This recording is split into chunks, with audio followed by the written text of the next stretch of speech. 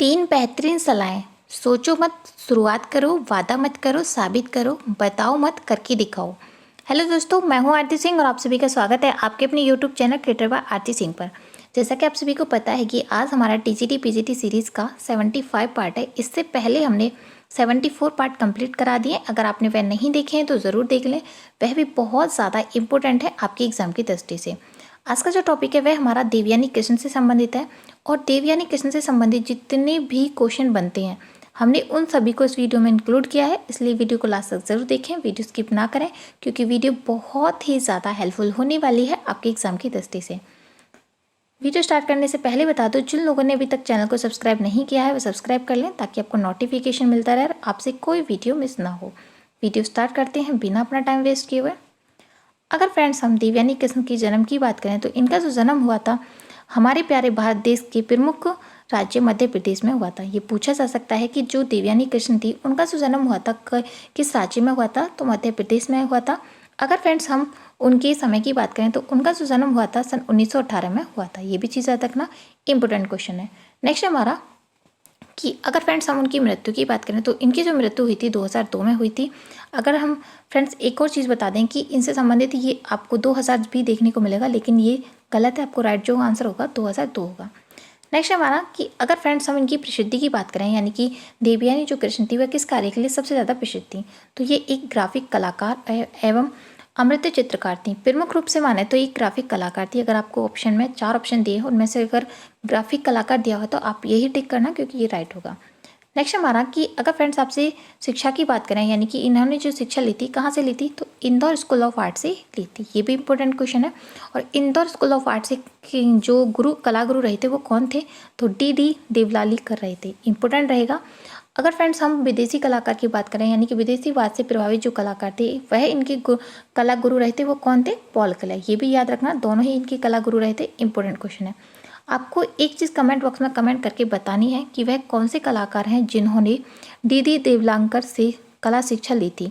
यानी कि देवयानी कृष्ण तो है ही, साथ में एक और कलाकार हैं जिनसे डी देवलांकर से कला शिक्षा ली थी, जो कि वह भी इंदौर से संबंधित थे, लेकिन महाराष्ट्र में उन्होंने रहे थे। लेकिन एक और हिंट दे देती हूँ आपको उनसे संबंधित कि उन्हें भारत देश से निकाल दिया गया था उनकी कलाकृतियों के कारण, क्योंकि वो कुछ ऐसी कलाकृतियाँ बनाते थे जिससे बहुत ज़्यादा विवाद फैलता था। इसी वजह से उन्हें हमारे भारत देश से निकाल दिया गया था और विदेश में जाकर उन्होंने वहाँ की नागरिकता ले ली थी। आपको ये चीज़ कमेंट बॉक्स में कमेंट करके बतानी है। आपको एक और चीज़ बता दूं कि फ्रेंड बहुत सारे ऐसे स्टूडेंट होते हैं तो वो ये सोचते हैं कि हमें सिर्फ सेल्फ स्टडी करनी है और सेल्फ स्टडी के बाद भी हमें सिलेक्शन लेता है। ये बात सही है और बहुत से लोगों ने ऐसा किया है, लेकिन उस चीज़ में होता क्या है कि आपके अंदर या तो अहंकार है कि हमें किसी को भी कला अपना गुरु नहीं बनाना है, हम सिर्फ खुद से स्टडी करेंगे। जब बड़े से बड़ी महान मूर्ति को, यानी कि जैसे कि अब इनको ले लो देवयानी कृष्ण को, तो देवयानी कृष्ण को एक कला गुरु की ज़रूरत पड़ी थी 1 से लेकर 2 तक। तो आप इस चीज़ को कैसे साबित कर सकते हो कि हम खुद से कर सकते हैं? अगर कर सकते हो तो उसमें होगा क्या कि आपको वहाँ 4 से 5 या 5 से 6 से या 7 वर्ष भी लग सकते हैं। लेकिन कला गुरु के होने से या फिर अपने जीवन में उस क्षेत्र के प्रमुख इंसान के होने से उससे आपको एक्सपीरियंस चीज़ें मिलेंगी, क्योंकि वह इस पद तक कैसे पहुंचा, उसने क्या क्या चीज़ें अवॉइड करनी चाहिए, उस चीज़ की सलाह मिलेगी।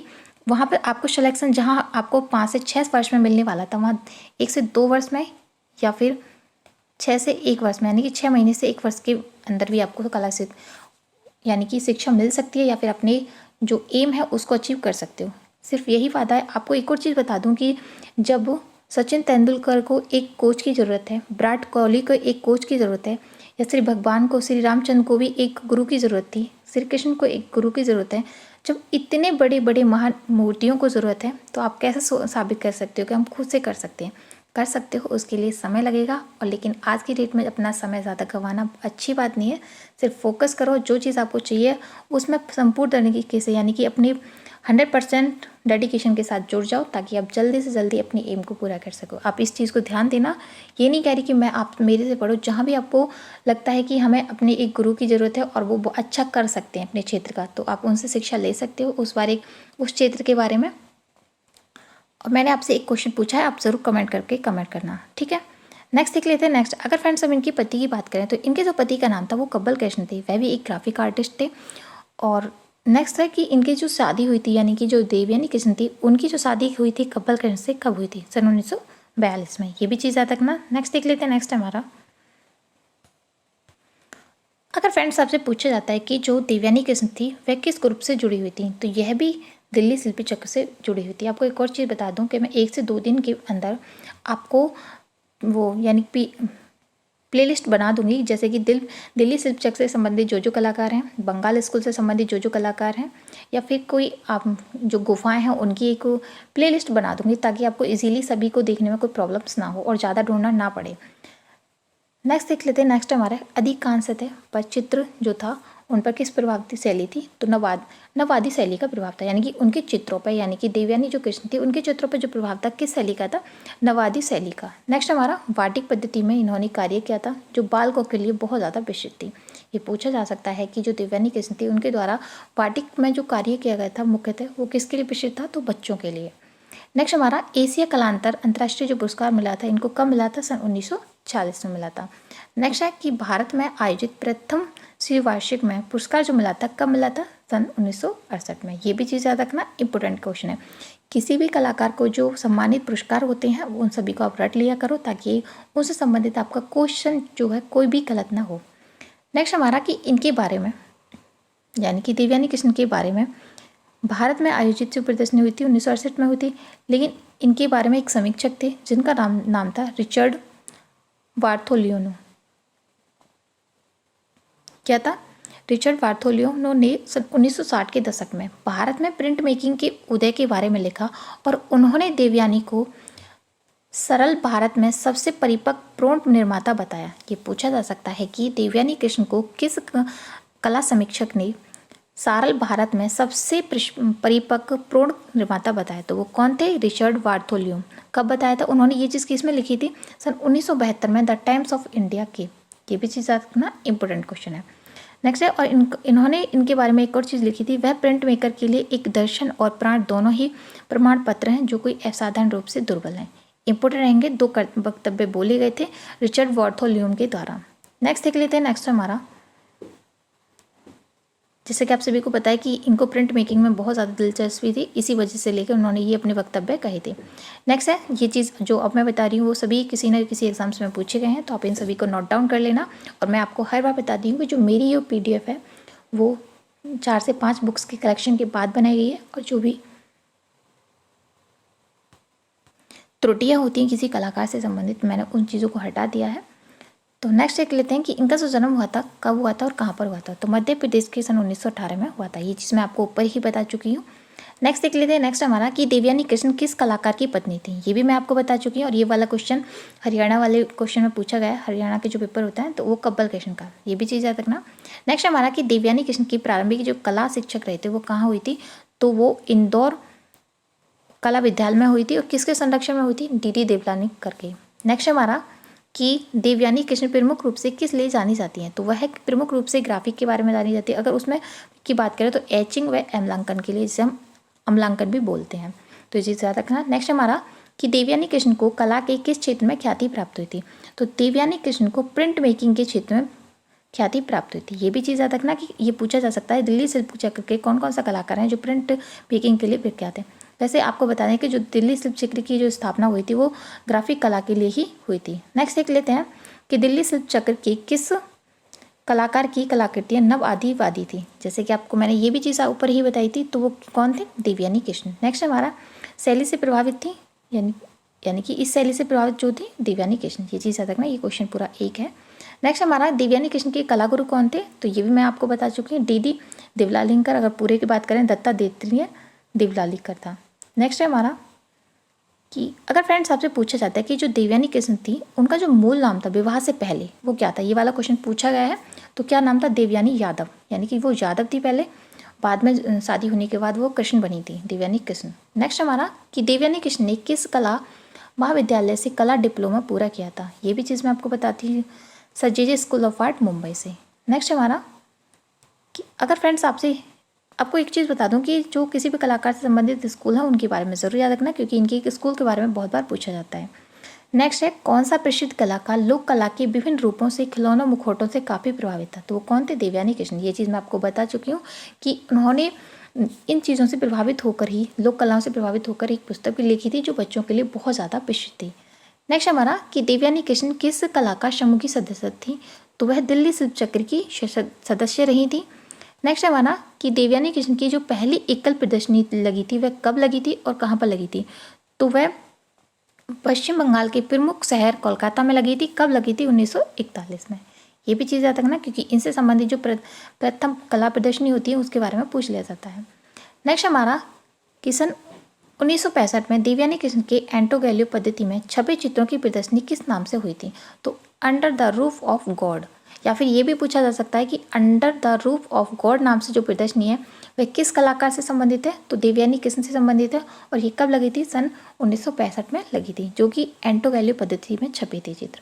नेक्स्ट हमारा कि देवयानी जो कृष्ण थी वो दिल्ली शिल्प चक्र समूह की कलाकार वाटिक तकनीक में किए थे। यानी कि ये क्वेश्चन आपसे ऐसे भी पूछा जा सकता है कि दिल्ली शिल्प चक्र का वह कौन सा कलाकार था जो वाटिक तकनीक से, यानी कि लोक कला की वाटिक तकनीक से प्रभावित था? तो वो कौन थे? देवयानी कृष्ण। इंपॉर्टेंट क्वेश्चन रहेगा। नेक्स्ट देख लेते हैं। नेक्स्ट हमारा कि देवयानी कृष्ण किस पश्चिमी कलाकार से प्रभावित थी? तो ये भी मैं आपको बता चुकी हूँ कि वो देवलालिंकर और पॉल क्ले से प्रभावित थी, अगर पश्चिमी कलाकार की बात करें तो। नेक्स्ट हमारा इनके द्वारा बनाए गए प्रमुख चित्र श्रृंखलाएं वो कौन कौन सी थी? इन्होंने एक बनाया था बम बम भोले श्रृंखला। ये पूछा जा सकता है कि बम बम भोले श्रृंखला है वह किस कलाकार के द्वारा बनाई गई है? तो वह देवयानी कृष्ण के द्वारा बनाई गई है और किस माध्यम में? कागज़ पर एचिंग से। नेक्स्ट हमारा जल वाहन, ये जो बनाया गया अंडर वाटर सीरीज, इसे दो नाम से जान सकते, अगर इंग्लिश की बात करें तो अंडर वाटर सीरीज है और वैसे हिंदी में जल वाहन है। ये किस माध्यम बनाया है? कागज़ पर एचिंग से बनाया है और 1960 में बनाया है। ये इंपॉर्टेंट है, दोनों को जरूर याद रखना। नेक्स्ट हमारा अल्लाह श्रृंखला। अल्लाह श्रृंखला जो बनाई है ये भी देवयानी कृष्ण के द्वारा बनाई गई है और यह भी कागज़ पर एचिंग विधि से बनाई गई है। अगर फ्रेंड्स हम इनकी वर्तमान समय की बात करें, ये वर्तमान समय में जो है कहाँ पर सुरक्षित है?